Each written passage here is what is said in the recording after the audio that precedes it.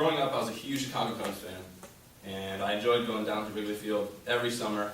My dad and a few of his buddies would buy season tickets for every summer, so I was lucky enough to go to a handful of games and watch my favorite team play. Win or lose, I loved it. And knowing the Cubs, sometimes they do a lot of losing, but this season they did a lot of winning, actually.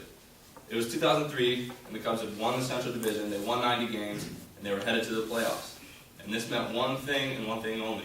There were playoff tickets coming. And not only were the Cubs going to the playoffs, but I was lucky enough to go too. So sure enough, my dad came home one day and told me that he had tickets for Game 4 of that series versus the Braves. So I was ecstatic. So finally the day came, we were headed down to Wrigley.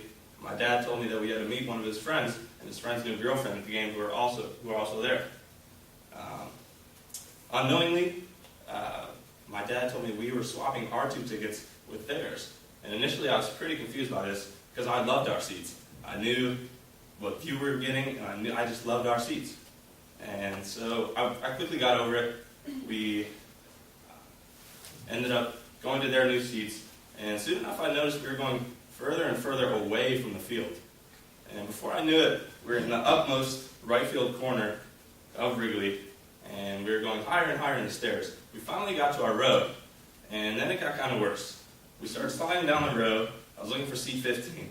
Once I found this seat, I turned to look at the field, and I couldn't see it. My seat was directly behind one of the huge posts with the section number on the front of it for the 2003 Game 4 of the playoffs. I was pissed. So the whole game, I was stuck sitting behind this huge post, so I ended up pouting like a 3-year-old because of where I was sitting, and the Cubs ended up losing that game. The next day at home, I absolutely heard it from my mom, who was really disappointed in the way I acted, and that I owed my dad a serious apology for the way I acted. Many of you by now probably like, oh, here's just another sports story from a baseball player, blah, blah, blah. It's really unoriginal.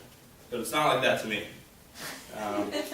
I'll never forget this story because it taught me to value every moment I have with my family members, more specifically my dad.